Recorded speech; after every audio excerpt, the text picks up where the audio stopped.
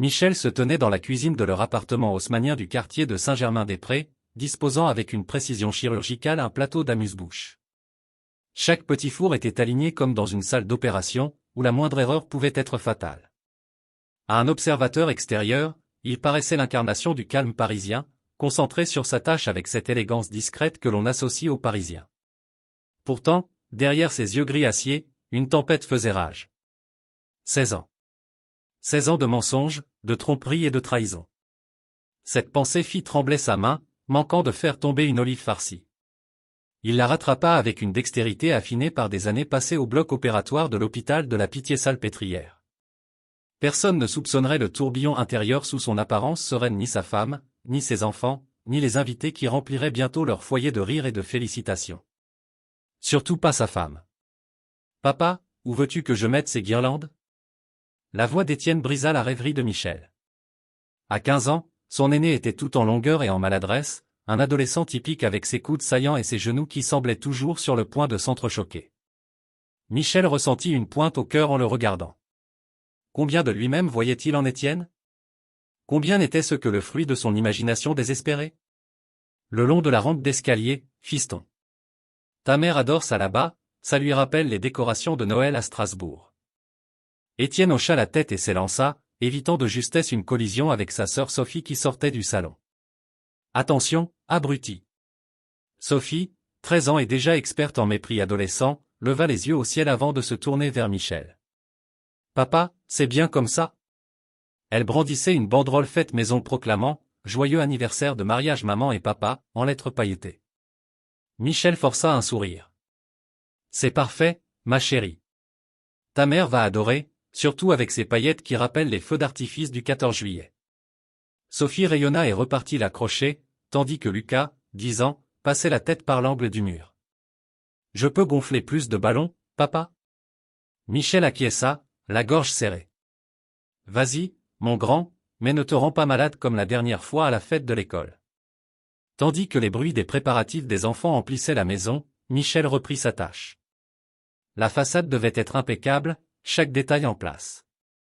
Il avait eu des mois pour orchestrer ce moment, pour s'assurer que, quand il surviendrait, Olivia n'aurait aucune échappatoire. La sonnette retentit, annonçant les premiers invités. Michel ajusta sa cravate et afficha un sourire accueillant. C'était l'heure du spectacle. Au fur et à mesure que la foule grandissait, Michel naviguait parmi les invités, serrant des mains et acceptant des félicitations. Ses oreilles étaient à l'affût d'une conversation particulière. Il n'eut pas à attendre longtemps. Encore une conférence le mois prochain? Olivia est toujours en vadrouille avec ce bel collègue, comment s'appelle-t-il déjà? Daniel. Chanceuse. Si j'avais le choix entre l'horaire d'un chirurgien traumatologue et des escapades régulières à Cannes avec un collaborateur charmant, je sais ce que je prendrais. La mâchoire de Michel se crispa, mais son sourire ne vacilla pas. Il avait entendu des variantes de ce bavardage depuis des mois, mais ce soir, cela n'importait plus. Ce soir, tout changerait. Son regard balaya la pièce, s'arrêtant sur des visages anodins pour les autres invités, un homme chauve sirotant nerveusement du champagne, une femme aux yeux verts saisissant consultant sa montre, un homme aux épaules larges avec une barbe bien taillée riant un peu trop fort à une blague. Pour un observateur lambda, c'étaient des connaissances aléatoires, pour Michel, ils étaient les pièces finales de son plan minutieusement élaboré. Quand Olivia fit son entrée, resplendissante dans une robe noire chatoyante, la foule se tourna pour applaudir. Michel leva son verre en toast, croisant le regard de sa femme à travers la salle. Pendant un instant, il vit une lueur d'inquiétude dans ses yeux. Bien. Qu'elle s'interroge. La nuit était jeune, et la vraie célébration n'avait pas encore commencé. La fête battait son plein, les rires et le tintement des verres emplissaient l'air tandis que les invités se mêlaient, partageant des anecdotes et portant des toasts au couple heureux. Michel se tenait près de la cheminée, un verre de scotch à la main qu'il n'avait pas l'intention de boire. Ses yeux ne quittaient pas Olivia alors qu'elle circulait parmi la foule, son sourire éblouissant, son rire mélodieux. Tout n'était que mensonge, chaque geste, chaque regard amoureux qu'elle lui lançait, chaque serrage de main pendant les félicitations. La poigne de Michel se resserra sur son verre. Il était temps. Avec des mouvements délibérés, il posa son verre et prit une cuillère, la tapotant contre un cristal. Le son clair coupa court au bavardage, attirant tous les regards sur lui. Amis, famille, commença Michel d'une voix ferme et chaleureuse, Olivia et moi ne saurions vous remercier assez d'être ici ce soir. 16 ans de mariage, ce n'est pas rien, et nous sommes bénis d'avoir des gens formidables pour partager cela avec nous. Un murmure d'assentiment parcourut la foule. Olivia lui sourit, un regard d'adoration parfaitement répété. L'estomac de Michel se noua. Mais ce soir n'est pas seulement à propos d'Olivia et moi, poursuivit-il. C'est à propos de la famille. Et quelle meilleure façon de célébrer la famille qu'avec des cadeaux? Il se tourna vers ses enfants, qui s'étaient rapprochés de leur mère. Étienne, Sophie, Lucas, venez ici, s'il vous plaît. Les enfants échangèrent des regards excités avant de s'avancer, une pointe d'embarras se mêlant à leur curiosité. Je sais que ce n'est pas votre anniversaire, dit Michel, provoquant quelques rires, mais votre mère et moi avons une surprise très spéciale pour chacun de vous. Il attrapa derrière la cheminée 3 boîtes élégamment emballées. La salle se fit silencieuse tandis qu'il en tendait une à chaque enfant. Allez-y, ouvrez-les. Avec des degrés d'enthousiasme variés, les enfants déchirèrent les emballages. Michel observa leur visage avec attention, notant chaque micro-expression tandis que la confusion remplaçait l'excitation. Étienne fut le premier à parler. « Papa, c'est quoi ça ?» Il brandit une boîte blanche élégante arborant le logo d'une compagnie populaire de tests ADN. Sophie et Lucas examinaient des kits similaires, les sourcils froncés. « Ce sont des kits de tests ADN, » répondit Michel d'une voix soudain froide. « Mais ne vous inquiétez pas, nous n'aurons pas besoin de les utiliser. J'ai déjà pris soin de cette partie. » Un halètement collectif parcourut la pièce. Olivia fit un pas en avant, le visage pâle. « Michel, qu'est-ce que tu… » Il la coupa d'un geste de la main.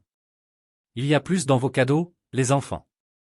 Regardez au fond des boîtes. » Avec des mains tremblantes, les enfants fouillèrent et en sortirent chacun une photographie d'un homme qu'ils n'avaient jamais vu.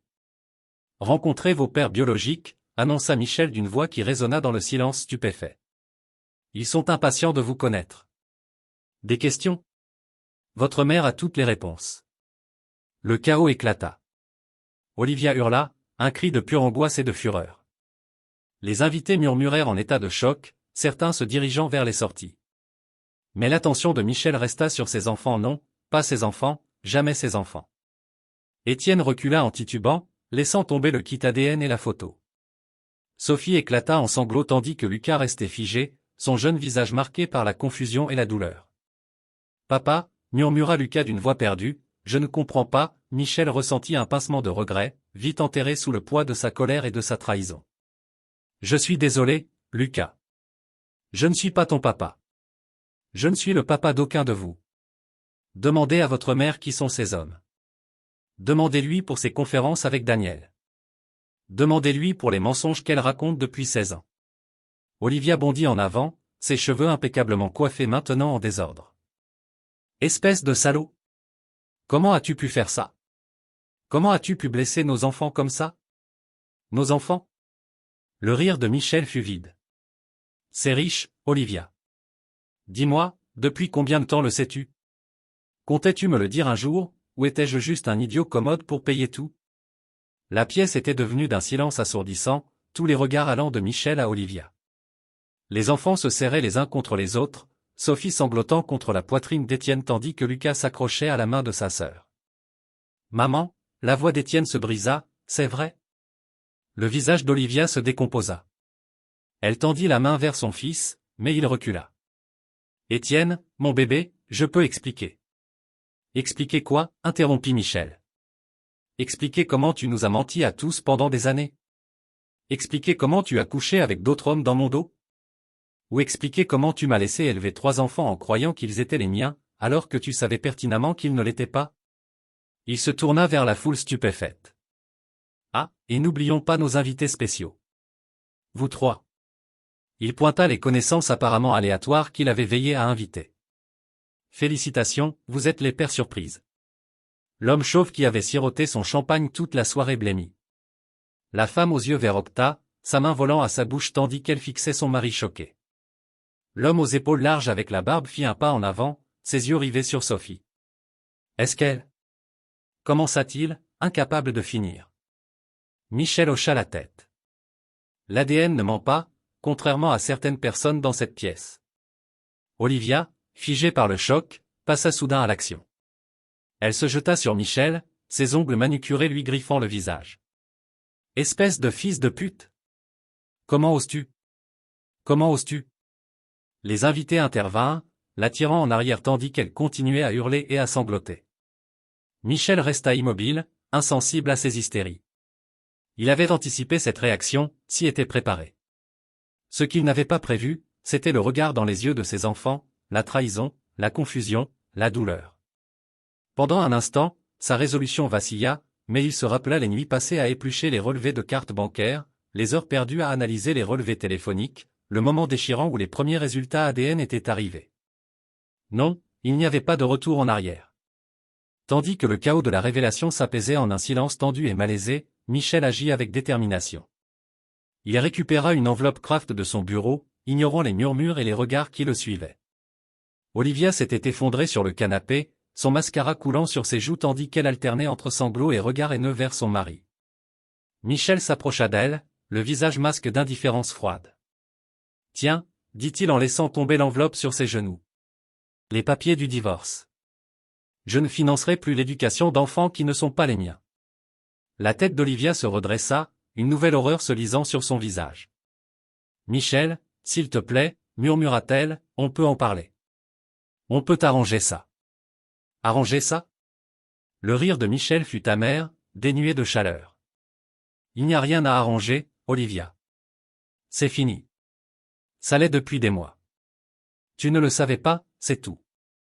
Il se tourna vers la salle, sa voix portant facilement dans le silence tendu. Pour ceux qui se demandent depuis combien de temps je le sais, la réponse est 5 mois, 2 semaines et 3 jours. C'est quand j'ai commencé à soupçonner, mais le soupçon n'était pas suffisant. Non, j'avais besoin de preuves.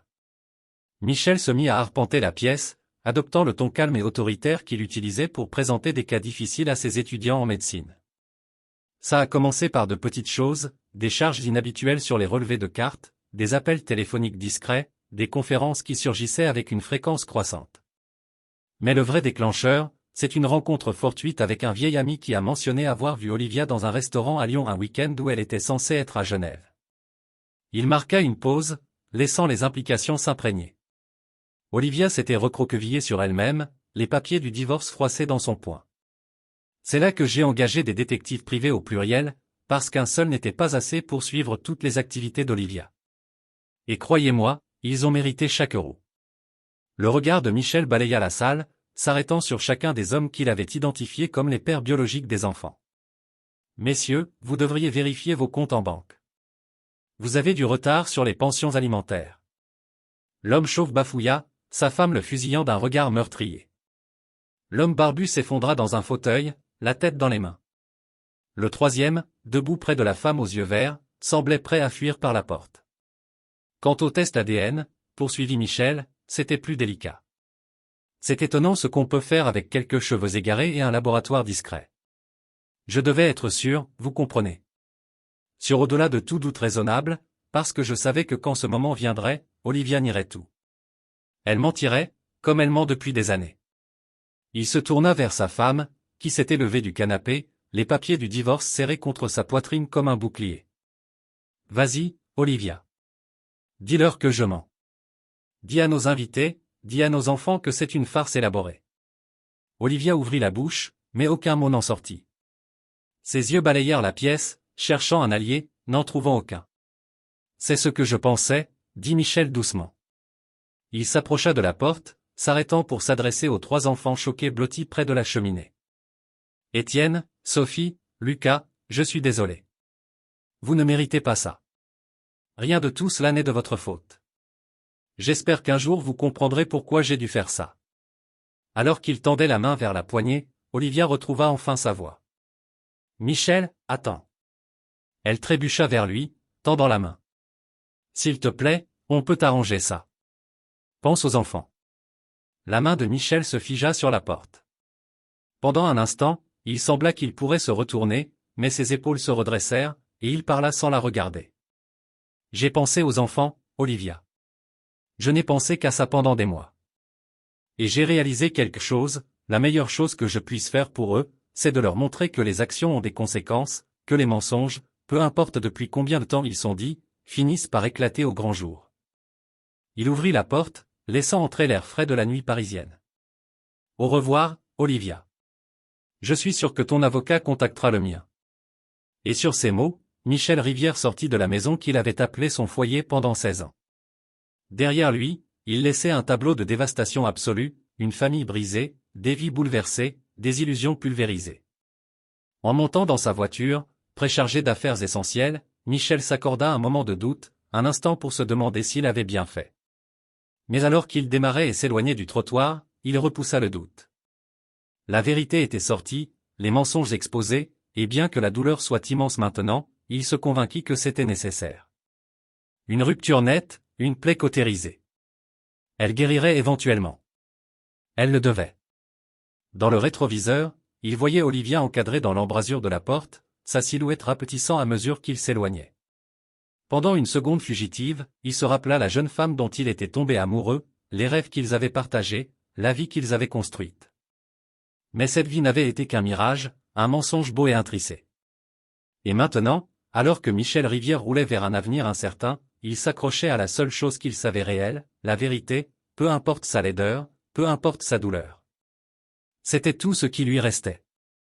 Le lendemain matin après la révélation explosive de Michel Rivière, l'aube se leva froide et grise sur Paris, reflétant l'humeur qui s'était abattue sur la ville. Tandis que la plupart des résidents commençaient à peine à s'éveiller, l'histoire de l'implosion de la famille Rivière se propageait déjà comme une traînée de poudre sur les chaînes d'information et les réseaux sociaux, avec des titres sensationnels comme ceux de BFM TV ou Le Figaro. Étienne Rivière, 15 ans et soudainement orphelin d'ancrage, fixait la télévision avec incrédulité. Son propre visage, une photo d'école de l'année précédente, le regardait depuis l'écran. Le bandeau en balisait, chirurgien renommé expose les infidélités de sa femme, bombe ADN lors d'une fête d'anniversaire de mariage. Il changea de chaîne, une autre station, la même histoire. Encore et encore, jusqu'à ce qu'il abandonne et éteigne l'appareil, laissant la télécommande tomber de ses doigts engourdis. Dans la cuisine, il entendait les sanglots étouffés de Sophie et les questions confuses de Lucas. La voix de leur mère, rauque après une nuit de pleurs et de cris, tentait d'offrir un réconfort qui sonnait faux même aux oreilles d'Étienne. Des coups à la porte les firent tous sursauter. Étienne jeta un œil par le Judas et vit une mer de caméras et de micros des vautours descendant sur leur misère pour le prochain scoop. « Allez-vous-en » cria-t-il, sa voix se brisant. « Laissez-nous tranquilles. » Mais les reporters ne partirent pas, ils campèrent sur la pelouse, dans la rue, un rappel constant que leur douleur privée était maintenant un spectacle public. De l'autre côté de la ville, dans une salle de réunion stérile de l'hôpital, Michel Rivière se tenait droit comme un i, face à un panel de ses pairs. La chef de chirurgie, Dr Éléonore Patel, une femme qu'il avait considérée comme une amie et une mentor, le regardait maintenant avec un mélange de déception et d'inquiétude. « Michel, » commença-t-elle d'une voix neutre, « vous comprenez pourquoi nous avons convoqué cette réunion. » Michel hocha la tête, le visage masque de détachement professionnel.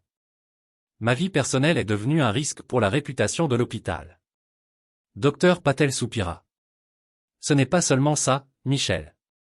Vos actions, la nature publique de votre révélation, soulèvent des questions sur votre jugement, votre capacité à gérer des situations sensibles.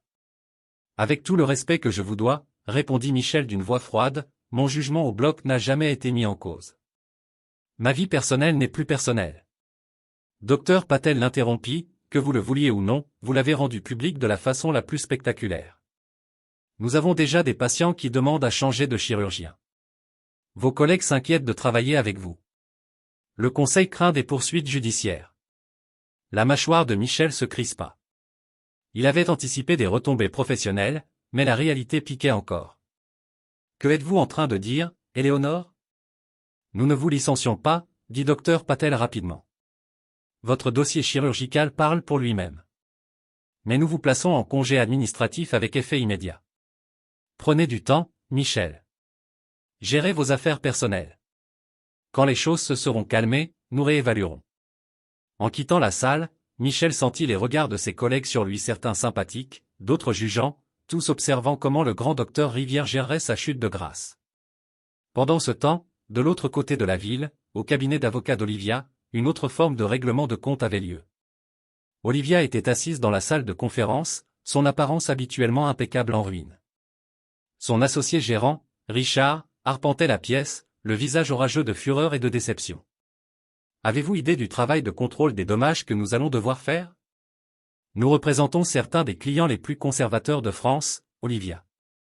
Ils ne voudront pas d'une adultère, compléta Olivia amèrement. Richard grimaça. Je n'allais pas le dire, mais vous y pensiez. Comme tout le monde. Olivia riposta, exactement comme tout le monde. Richard frappa la table. Ce n'est pas seulement à propos de vous. Vos actions mettent tout le cabinet en risque. Nous lançons une enquête éthique. Jusqu'à sa conclusion, vous êtes suspendu. Pas de contact avec les clients, pas d'accès au dossier. Le monde d'Olivia, déjà chancelant, bascula un peu plus. Richard, s'il vous plaît, j'ai besoin de ce job. Les enfants. Vous auriez dû y penser avant de jouer aux chaises musicales avec vos lits, coupa Richard froidement. Videz votre bureau. La sécurité vous escortera. Tandis qu'Olivia était conduite hors du bâtiment, sa boîte d'effets personnels serrée contre elle, elle aperçut un visage familier dans la foule des curieux. Daniel, son amant et collègue, détourna rapidement le regard et s'éloigna dans la direction opposée. Abandonné une fois de plus. Mes amis, je vais faire une petite pause dans mon récit. Si vous aimez cette histoire et que vous souhaitez en découvrir d'autres, soutenez la chaîne, aimez-la et abonnez-vous. Cela aide vraiment à la promouvoir. Et n'hésitez pas à indiquer dans les commentaires d'où vous écoutez cette histoire, je suis très curieux de connaître la géographie de notre audience. Continuons. De retour à la maison des Rivières, Étienne essayait de consoler ses frères et sœurs quand son téléphone vibra d'un message. C'était de son meilleur ami, Jacques. Mec, tu viens au lycée? Tout le monde en parle. L'estomac d'Étienne se noua. L'école, il l'avait oubliée dans le chaos des dernières 24 heures. L'idée d'affronter ses camarades, leurs regards et murmures, lui donnait envie de vomir.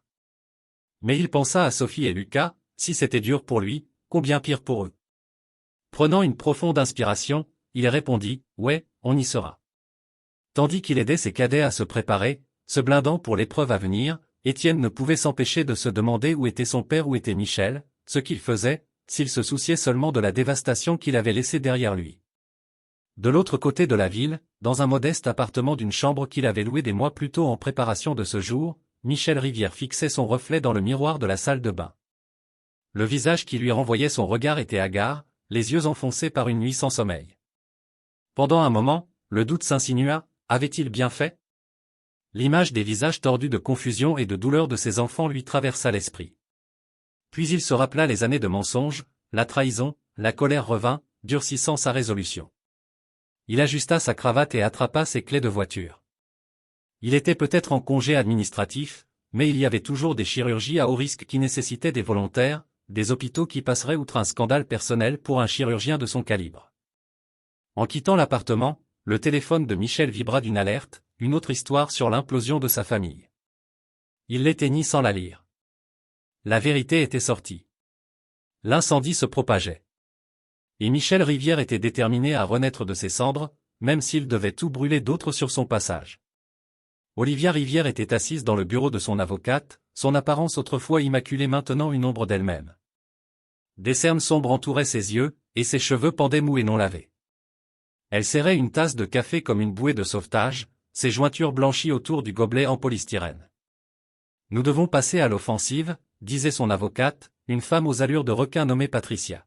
« Votre mari vous a peinte comme la méchante. Nous devons inverser le récit. » Le rire d'Olivia fut creux. « Et comment proposez-vous de faire ça? Au cas où vous n'auriez pas remarqué, je ne suis pas exactement la partie sympathique ici. » Le sourire de Patricia fut froid et calculé. « Nous vous faisons passer pour la victime, Olivia, une femme piégée dans un mariage sans amour, abusée émotionnellement par un mari contrôlant qui était plus marié à son travail qu'à vous. » Ce n'est pas vrai, protesta Olivia faiblement. Michel il était un bon mari. Était-il? Patricia se pencha en avant. Pensez à toutes ces nuits tardives à l'hôpital, aux anniversaires manqués, à l'épaule froide quand vous essayez de parler de vos sentiments. Nous pouvons tourner ça en abus. Olivia hésita. Ce n'était pas entièrement faux, il y avait eu des moments où le dévouement de Michel à son travail l'avait laissé se sentir négligé, comme lors de ce week-end à Deauville qu'il avait annulé pour une urgence. Mais le tordre en abus? Et pour les affaires? Les tests ADN, demanda Olivia. Patricia balaya la main. Un cri d'attention d'une femme désespérée. Et pour les tests ADN, c'est là que l'erreur médicale entre en jeu. Erreur médicale? Les yeux d'Olivia s'écarquillèrent. De quoi parlez-vous? Pensez-y, insista Patricia. Un chirurgien respecté agissant de façon erratique, faisant des accusations folles, menant des tests ADN non autorisés. Qui dit qu'il n'a pas fait d'erreur au bloc aussi? Nous exigerons une enquête sur toutes ces chirurgies récentes. Semons le doute. Olivia se sentit malade. C'était mal, tellement mal. Mais alors qu'elle ouvrait la bouche pour protester, elle pensa à ses enfants, à la montagne de dettes qu'elle affrontait seule, aux murmures et regards qui la suivaient partout même au marché de la rue Mouffetard où elle aimait flâner. Faites-le, dit-elle doucement. Tout ce qu'il faut. De l'autre côté de la ville, Michel affrontait sa propre bataille. Il était assis dans une pièce faiblement éclairée, entouré d'équipements d'enregistrement. En face de lui, un homme nerveux se tortillait sur sa chaise. Vous comprenez ce que je vous demande? La voix de Michel était calme, presque apaisante. L'homme hocha la tête saccadée. Ouais, mais mec, si Olivia l'apprend. Elle ne l'apprendra pas, assura Michel. Pas si vous faites exactement ce que nous avons discuté. Dites simplement la vérité, Gary. C'est tout ce que je demande. Gary, un des anciens amants d'Olivia, déglutit difficilement. Et vous jurez que ça ne me retombera pas dessus? Ma femme, mes enfants. Vous avez ma parole, dit Michel solennellement. Votre identité sera protégée. J'ai juste besoin de votre témoignage pour contrer les mensonges d'Olivia. Avec un soupir tremblant, Gary hocha la tête. Ok, faisons-le. Tandis que Gary commençait à parler, détaillant son affaire avec Olivia, les fois où elle avait menti à Michel, les choses qu'elle avait dites sur son mariage comme lors de ce voyage à Nice qu'elle avait présenté comme une conférence, Michel ressentit une satisfaction sinistre. Un par un, les amants d'Olivia se retournaient contre elle, choisissant l'autopréservation plutôt que la loyauté à une femme qui n'en avait montré aucune. Mais même en collectant ses preuves, en construisant son dossier, Michel ne pouvait se défaire du sentiment qu'il perdait quelque chose d'essentiel, quelque chose qu'il ne récupérerait peut-être jamais. Ce sentiment s'intensifia plus tard cette semaine quand il reçut un appel de son avocat. « Michel, nous avons un problème, » dit l'avocat d'une voix tendue. « Olivia a déposé une plainte pour erreur médicale contre vous. Elle prétend que vos problèmes personnels ont affecté votre travail. Il y aura une enquête sur vos chirurgies récentes. » Le sang de Michel se glaça. Son travail était sacré, la seule chose sur laquelle il avait toujours pu compter pour s'évader quand tout s'effondrait. « C'est ridicule, » cracha-t-il. « Ma vie personnelle n'a jamais affecté mes performances au bloc. »« Je vous crois, » apaisa son avocat, « mais nous devons prendre ça au sérieux. Si même un patient se manifeste avec des complications. » L'esprit de Michel tourbillonna, chaque chirurgie, chaque procédure récente défila devant ses yeux. Avait-il fait des erreurs? Oublié quelque chose dans sa distraction? Non, il en était certain. Mais la certitude pourrait ne pas suffire. En raccrochant, un nouveau message arriva d'Étienne, « Laisse-nous tranquilles. On ne veut pas te parler. » Les mots furent comme un couteau dans le cœur de Michel. Il avait su que c'était possible, s'y était préparé, mais la réalité était bien plus douloureuse qu'il n'avait imaginé. Avec des doigts tremblants, il répondit, « Je comprends. Je suis là si vous changez d'avis. » La réponse vint presque instantanément, « On ne changera pas. » Michel posa le téléphone, sentant le poids de ses choix l'écraser. Il avait su qu'il y aurait des victimes dans cette guerre, il n'avait simplement pas réalisé à quel point cela ferait mal de les voir tomber. Pendant ce temps, dans les couloirs stériles de l'hôpital Saint-Marie, une autre tension se brassait. L'infirmière Sarah Chen se hâtait dans les corridors, l'esprit en ébullition. Elle avait vu quelque chose qu'elle n'était pas censée voir, Dr Olivia Rivière et ce chercheur, Dr Daniel Foster, dans la pharmacie après les heures. La façon dont ils avaient sursauté en la voyant, les regards coupables sur leur visage. Et puis il y avait les écarts dans les rapports de financement de recherche qu'on lui avait demandé de classer de petites sommes par-ci par-là, rien de trop évident, mais Sarah avait toujours eu un don pour les chiffres, et quelque chose ne collait pas. Elle l'avait d'abord écarté, sûrement se trompait-elle. Dr Rivière était respecté, admiré. Dr Foster était au bord d'une percée dans sa recherche sur les thérapies géniques. Mais maintenant, avec tout le scandale autour de la famille Rivière, Sarah ne pouvait se défaire du sentiment qu'elle avait trébuché sur quelque chose de plus grand, de dangereux. En tournant un coin, elle faillit heurter Dr Foster lui-même. Il la stabilisa d'une main sur son bras, son sourire n'atteignant pas ses yeux. « Attention, Sarah, dit-il suavement. On ne voudrait pas d'accident, n'est-ce pas ?» Sarah sentit un frisson lui parcourir l'échine à ces mots. Tandis que Dr Foster s'éloignait, elle prit une décision. Elle devait parler à quelqu'un qui comprendrait les implications de ce qu'elle avait vu. Elle devait parler à Dr Michel Rivière. Michel Rivière se tenait dans la salle d'urgence, ses mains fermes tandis qu'il faisait la première incision. C'était là qu'il appartenait, où tout avait un sens, où il pouvait se perdre dans la danse intricate du scalpel et de la suture, la vie et la mort en équilibre sur le fil de sa lame. Mais même ici, dans son sanctuaire, le monde extérieur s'immisçait. Il sentait les yeux de l'équipe chirurgicale sur lui, guettant tout signe de distraction, toute indication que le scandale de sa vie personnelle pourrait affecter ses performances. Il ne leur donnerait pas cette satisfaction. Chaque mouvement était précis, chaque coupe exacte. Ce patient, un homme d'affaires de haut vol avec un anévrisme aortique compliqué, avait spécifiquement demandé Michel malgré la controverse. Il ne le décevrait pas. Les heures s'écoulèrent, la chirurgie était complexe, poussant même les compétences considérables de Michel à leurs limites. Mais enfin, miséricordieusement, ce fut fini. L'anévrisme réparé, le patient stable. Michel recula, s'accordant un moment de soulagement. Il l'avait fait. Malgré tout, il était toujours le chirurgien qu'il avait toujours été. Mais alors qu'il se tournait pour quitter le bloc, un tumulte éclata. Les alarmes hurlèrent, les signes vitaux du patient chutèrent. « Il code !» cria une infirmière. Michel pivota, se précipitant vers la table. Son esprit tourbillonnait, qu'avait-il manqué? Qu'est-ce qui avait mal tourné? Pendant les 30 minutes suivantes, Michel lutta de toutes ses forces, chaque astuce, chaque technique, chaque once de son savoir-faire et de son expérience. Mais à la fin, ce ne fut pas assez. L'heure du décès fut prononcée à 19h42. Michel resta là, fixant le corps sans vie de son patient, sentant le poids de l'échec l'écraser. Il avait perdu des patients avant, c'était une partie inévitable du métier. Mais jamais comme ça, jamais quand tant était en jeu. Tandis qu'il accomplissait mécaniquement les gestes de nettoyage, l'esprit de Michel tourbillonnait. Il avait tout fait correctement, il en était sûr. Alors, que s'était-il passé? Ce ne fut que plus tard, affalé dans son bureau, que les implications complètes le frappèrent.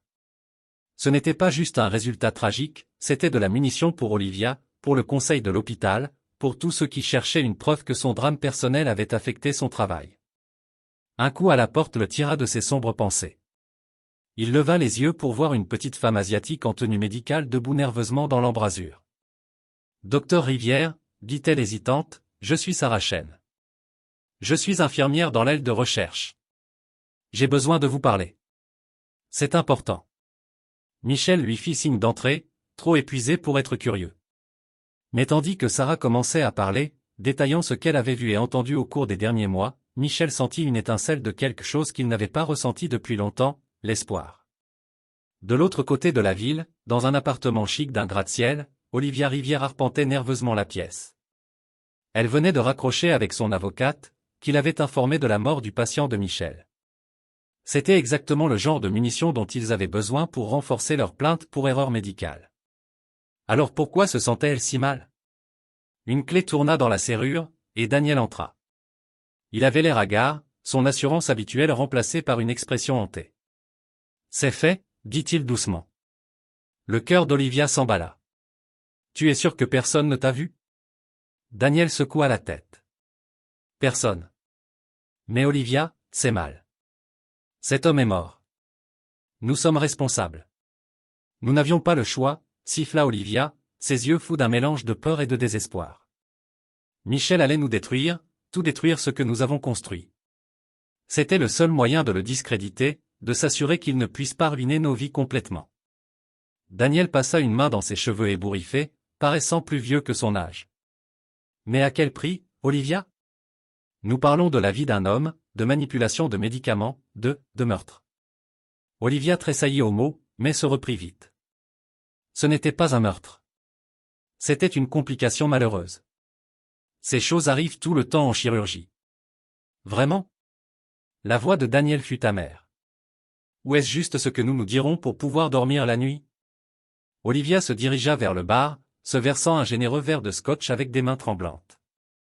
Nous ne pouvons pas nous permettre d'avoir des doutes maintenant, Daniel. Nous sommes dans le même bateau. Si je tombe, tu tombes avec moi. Souviens-t'en. Daniel hocha lentement la tête, la combativité semblant le quitter. Quel est notre prochain coup? Olivia prit une longue gorgée de son verre, grimaçant au brûlant. Nous devons sécuriser nos finances.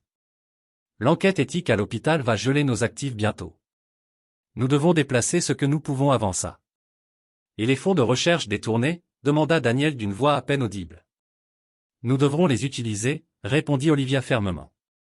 Ce n'est pas idéal, mais nous n'avons pas le choix. Une fois que ça sera passé, nous pourrons les rembourser d'une façon ou d'une autre. Tandis qu'ils commençaient à discuter de la logistique pour déplacer l'argent, aucun d'eux ne remarqua la petite lumière clignotante sur le téléphone de Daniel, oubliée sur la table basse. L'application d'enregistreur vocal capturait silencieusement chaque mot accablant. Pendant ce temps, de retour dans son appartement Spartan, Michel Rivière était assis en face de l'infirmière Sarah Chen, son esprit chavirant sous les informations qu'elle venait de partager. « Vous êtes absolument certaine de ce que vous avez vu ?» demanda-t-il, la voix rauque. Sarah hocha la tête, les mains serrées sur ses genoux. « Oui, docteur Rivière. J'ai suivi les écarts dans le financement de recherche pendant des mois. Et quand j'ai vu docteur Olivia et docteur Foster dans la pharmacie après les heures, j'ai su que quelque chose clochait. » Michel se renversa en arrière, fermant les yeux tandis qu'il traitait cette nouvelle information. Détournement de fonds. C'était presque risible après tout ce qu'Olivia avait fait. Elle volait maintenant l'hôpital aussi. Mais alors une réalisation froide l'envahit, si Olivia était assez désespérée pour détourner des fonds, de quoi d'autre pourrait-elle être capable? Ses yeux s'ouvrirent brusquement. Le patient, dit-il soudain. Celui qui est mort sur ma table. Pourrait-il avoir? Il ne put se résoudre à finir la pensée, mais Sarah sembla comprendre, ses yeux s'écarquillant d'horreur. Je ne sais pas, balbutia-t-elle, mais maintenant que vous le mentionnez, j'ai vu Dr Foster près du stockage de médicaments plus tôt aujourd'hui. Je n'y ai pas pensé sur le moment, mais... Michel sentit une vague de nausée l'envahir. Olivia avait-elle vraiment été si loin? Avait-elle trafiqué les médicaments d'un patient juste pour le discréditer? Tandis que les implications s'imprégnaient, Michel réalisa qu'il affrontait un dilemme moral comme aucun autre auparavant. S'il exposait les crimes d'Olivia, cela dévasterait encore plus les enfants. Ils avaient déjà perdu foi en leur mère, apprendre qu'elle était une voleuse et potentiellement une meurtrière pourrait les détruire complètement. Mais s'ils se taisaient, qui savait combien d'autres pourraient être blessés, combien de vies mises en danger? Michel se leva abruptement, surprenant Sarah. Merci d'être venu me voir avec ça, infirmière Chen. Je sais que ça n'a pas dû être facile. Sarah se leva aussi, l'air incertain. Que allez-vous faire, docteur Rivière? Le visage de Michel était sombre tandis qu'il répondait, ce que je dois faire. La vérité doit sortir, quel qu'en soit le coup. Tandis que Sarah partait, Michel s'effondra dans son fauteuil, le poids de sa décision pesant sur ses épaules. Il avait commencé cette guerre pour exposer les mensonges d'Olivia, mais il n'avait jamais imaginé que ça irait si loin. Le prix de la vérité, semblait-il, était plus élevé qu'il n'avait anticipé.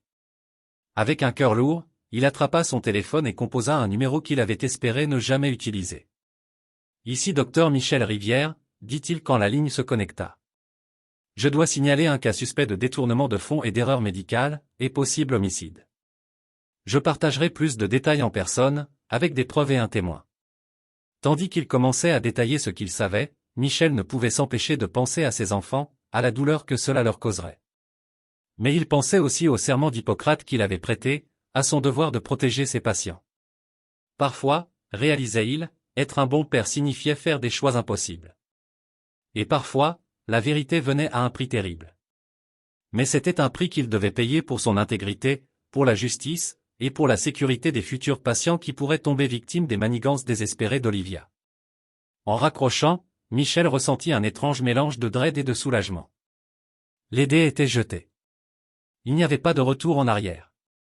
La guerre qu'il avait commencée avait escaladé au-delà de tout ce qu'il avait imaginé. Mais tandis qu'il fixait par la fenêtre les lumières de la ville, Michel Rivière se blindait pour les batailles à venir.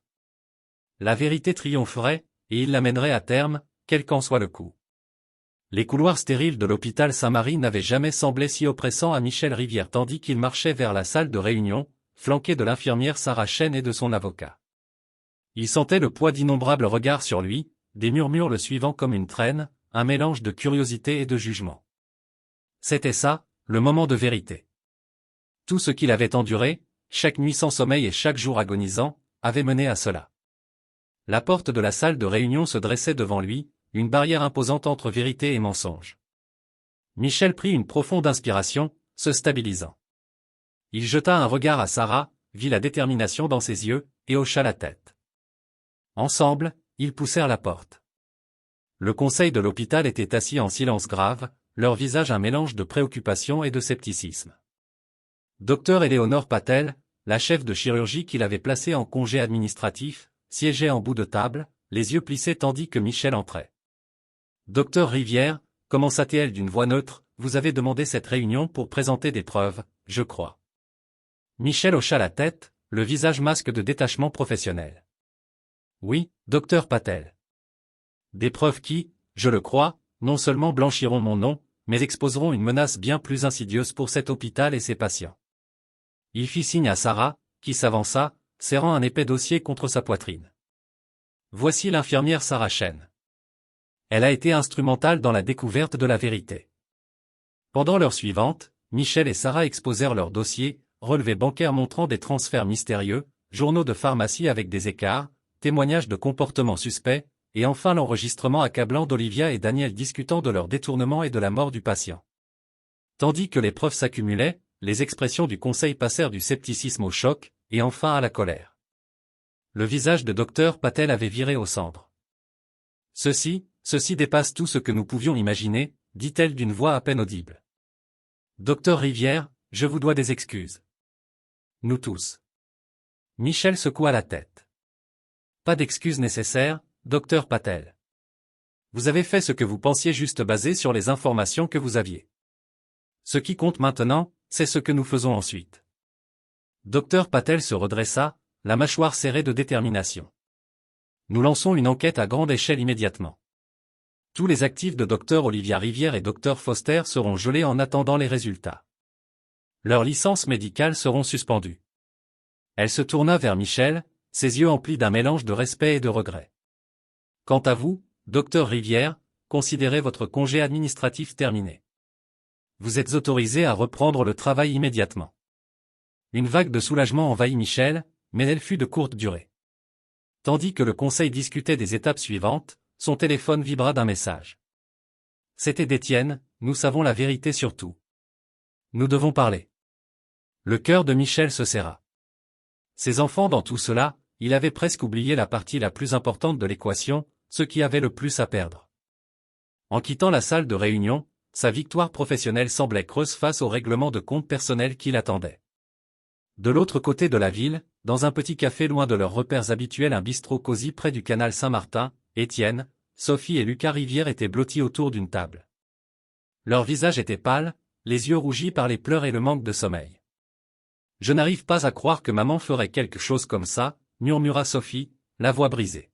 « Voler, peut-être même tuer quelqu'un. » La mâchoire d'Étienne se crispa. « Je n'arrive à croire rien de tout ça. Papa, maman, ces autres hommes.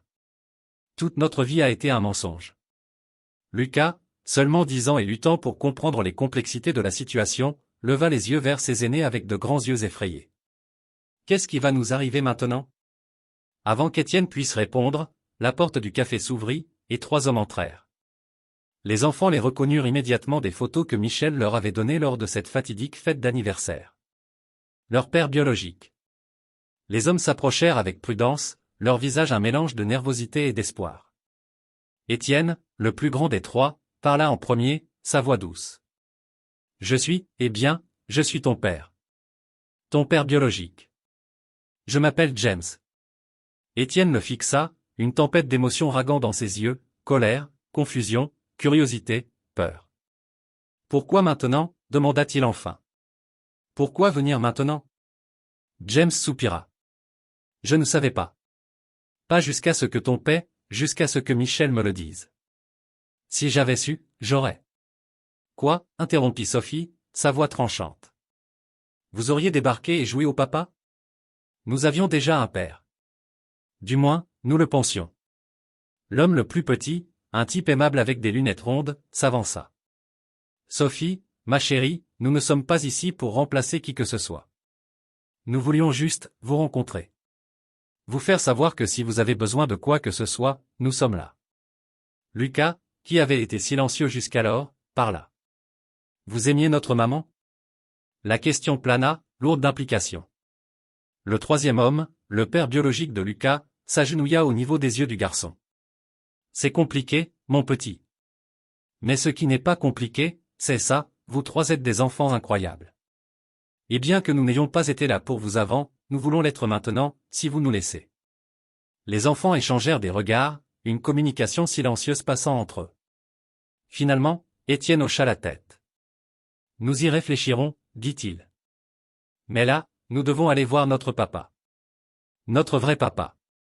Tandis que les enfants quittaient le café, laissant leur père biologique derrière, ils ressentaient un étrange mélange d'émotions. Le monde tel qu'ils le connaissaient avait été brisé, mais des fragments, quelque chose de nouveau commençait à prendre forme incertain et effrayant, mais aussi rempli de possibilités. Pendant ce temps, dans son modeste appartement, Michel Rivière était assis au bord de son lit, fixant le téléphone dans sa main. Le message d'Étienne semblait à la fois une bouée et une ancre, le tirant vers un avenir qu'il désirait et craignait. Avec une profonde inspiration, il tapa une réponse, « Je suis prêt quand vous l'êtes. Je vous aime tous. » Tandis qu'il envoyait, Michel réalisa que malgré sa vindication, malgré l'inversion des rôles, il affrontait le défi le plus intimidant, reconstruire une relation avec les enfants qu'il avait élevés, aimés, et puis, en poursuite de la vérité, presque perdue. Le règlement de compte n'était pas fini, en bien des façons, il ne faisait que commencer. Le bureau de Patricia Goldstein était un monument au pouvoir et au prestige, tout en marbre luisant et acajou poli. Mais aujourd'hui, il ressemblait plus à un bunker pour Olivia Rivière tandis qu'elle arpentait le tapis moelleux, ses escarpins de designer claquant à un rythme frénétique.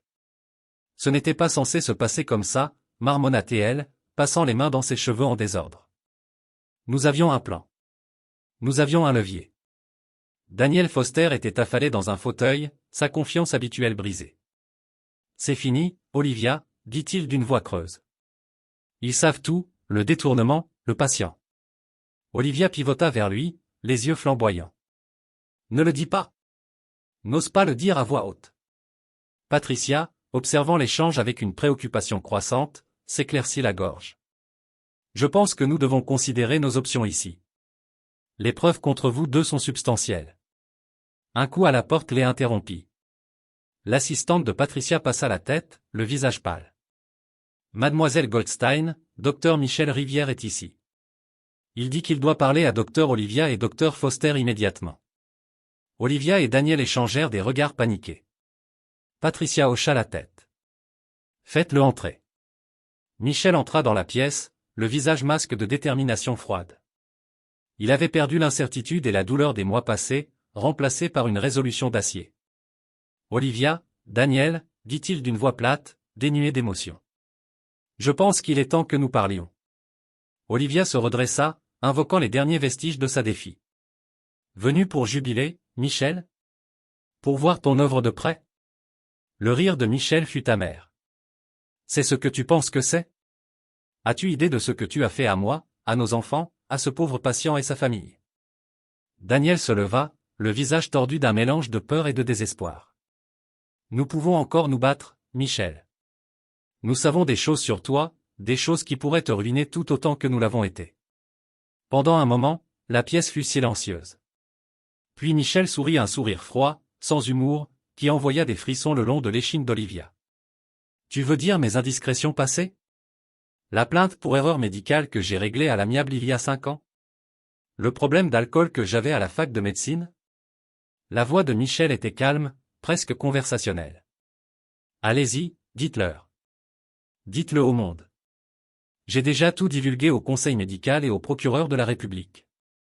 Olivia sentit le dernier espoir s'échapper. Quoi? Les yeux de Michel la transpercèrent. Contrairement à toi, Olivia, j'ai appris que la vérité, peu importe la douleur, est toujours meilleure qu'un mensonge. J'ai étalé tout mon linge sale. Et toi? Il se tourna vers Daniel, qui avait pâli. Et toi, docteur Foster? Des squelettes dans ton placard que tu voudrais partager?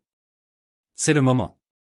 Les yeux de Daniel dartèrent entre Michel et Olivia, la panique montant à sa gorge. Ce n'était pas comme ça que ça devait se passer. Ils étaient censés être aux commandes. Michel poursuivit, sa voix prenant un ton presque paternel. Je suis ici pour vous offrir à tous les deux un choix. Une dernière chance de faire ce qui est juste. Il sortit un dossier, le posant sur le bureau de Patricia. À l'intérieur, il y a une confession complète, tous les détails de votre chaîne de détournement, les médicaments trafiqués, tout. Signez-la, et je recommanderai la clémence au procureur. Refusez, et je vous promets que j'utiliserai toutes les ressources à ma disposition pour que vous affrontiez les peines maximales pour vos crimes. Olivia bondit en avant, la main levée comme pour frapper Michel. Espèce de salaud! Après tout ce que nous avons traversé, tout ce que nous avons construit. La voix de Michel claqua comme un fouet. Il n'y a plus de « nous », Olivia. Plus depuis le moment où tu as décidé que tes désirs étaient plus importants que notre famille, que ton serment de médecin. Il se tourna pour partir, s'arrêtant à la porte. Vous avez jusqu'à demain matin pour décider. Choisissez sagement. Tandis que la porte se fermait derrière Michel, la pièce plongea dans un silence tendu. Olivia et Daniel se fixèrent, le poids de leur décision les écrasant. Ce fut Daniel qui craqua en premier. « Je ne peux pas faire ça », murmura-t-il. « Je ne peux pas aller en prison. Ma carrière, ma vie, c'est fini. » Olivia pivota vers lui, les yeux fous. « N'ose pas penser à me trahir, Daniel. Nous sommes ensemble là-dedans, souviens-t'en. » Mais en regardant dans ses yeux, Olivia vit quelque chose qui lui glaça le sang, du calcul, de l'autopréservation, les mêmes instincts qu'il avait menés sur ce chemin tourné maintenant Daniel contre elle. « Mademoiselle Goldstein, dit Daniel, la voix tremblante, j'aimerais parler au procureur. J'ai des informations qu'il pourrait trouver utiles. » Tandis que les mots de Daniel planaient, Olivia sentit les derniers fils de son monde soigneusement construit commencer à se défaire. Le stress, la peur, la réalisation de combien elle était tombée, tout s'abattit sur elle d'un coup. Sa vision se brouilla, sa poitrine se serra. La dernière chose qu'Olivia Rivière entendit avant que l'obscurité ne l'emporte fut le son de Patricia appelant une ambulance. La confrontation finale s'était terminée non pas avec un bang, mais avec l'effondrement silencieux d'une femme qui avait enfin épuisé tous ses mensonges. Les marches du palais de justice étaient bondées de reporters, leurs flashs crépitant comme des stroboscopes tandis que Michel Rivière émergeait au soleil. Le verdict avait été lu, la justice avait été rendue. Mais la victoire semblait creuse. Olivia et Daniel avaient été déclarés coupables sur tous les chefs, détournement, fraude, erreur médicale et homicide par négligence. Les sentences étaient sévères, 20 ans pour Olivia, 15 pour Daniel, avec possibilité de libération conditionnelle en échange de sa coopération. Tandis que Michel se frayait un chemin à travers la mer de micros et de questions criées, il aperçut un visage familier dans la foule. Docteur Éléonore Patel se tenait au bord de la cohue, son expression un mélange d'admiration et de tristesse. Docteur Rivière, appelait-elle tandis qu'il approchait. Un moment de votre temps. Michel hocha la tête, laissant Docteur Patel le guider loin des reporters clamants. Ils trouvèrent un endroit calme dans un parc voisin, les sons de la ville s'estompant en fond. Je voulais vous remercier, commença Docteur Patel doucement. Ce que vous avez fait exposer la vérité malgré le coup personnel, c'était incroyablement courageux. Le rire de Michel fut amer. Courageux? Je ne suis pas sûr que ce soit le mot que j'utiliserais. Nécessaire, peut-être. Mais à quel coût? Docteur Patel posa une main sur son bras, son toucher réconfortant. C'est pourquoi je suis ici. Le conseil a discuté de votre avenir à Saint-Marie. Nous aimerions vous offrir un nouveau poste, chef de chirurgie traumatologique dans notre nouvelle installation ultramoderne à Lyon. Michel cligna des yeux, pris de court. Lyon? Je ne sais pas quoi dire. Dites que vous y réfléchirez, insista Docteur Patel. Vous avez traversé l'enfer, Michel. Peut-être qu'un nouveau départ est exactement ce dont vous avez besoin. Tandis que Michel ouvrait la bouche pour répondre, son téléphone vibra. Un message d'Étienne, nous avons entendu les nouvelles. Pouvons-nous nous rencontrer? Le cœur de Michel se serra. Ses enfants dans tout le chaos du procès, il avait presque oublié la partie la plus importante de sa vie. J'y réfléchirai, dit-il à Docteur Patel. Mais là, il y a un endroit où je dois être. Une heure plus tard, Michel se trouva assis dans un petit café, face aux 3 enfants qu'il avait élevés et aimés pendant tant d'années. Étienne, Sophie et Lucas le regardaient avec un mélange d'émotions, colère, confusion, douleur, mais aussi une lueur de ce qui pourrait être de l'espoir. Alors, commença Étienne d'une voix neutre, c'est fini. Michel hocha la tête. La partie légale, oui. Mais je sais que nous avons beaucoup à surmonter. Si vous êtes prêts. Sophie, les yeux rougis mais déterminée, parla. Nous avons parlé entre nous, avec notre thérapeute, même avec nos pères biologiques. Michel ressentit une pointe au cœur à ces mots, mais il se força à rester calme. Et Lucas, le plus jeune, tendit la main et prit celle de Michel. Nous sommes en colère, dit-il doucement, et blessé. Mais, tu es toujours notre papa. Le papa qui nous a appris à faire du vélo et nous a aidés avec nos devoirs et nous a aimés. Des larmes piquèrent les yeux de Michel. Je vous aime, tous les 3. Plus que tout au monde. Étienne se pencha en avant, son regard intense. Alors prouve-le. Sois honnête avec nous, toujours. Plus de secrets, plus de mensonges. Même si tu penses que la vérité nous fera mal. Michel serra la main de Lucas, regardant chacun de ses enfants dans les yeux. Je le promets. Plus de mensonges. Jamais. Tandis que la tension dans la pièce commençait à se dissiper, Michel leur parla de l'offre d'emploi à Lyon. À sa surprise, les enfants ne rejetèrent pas immédiatement l'idée.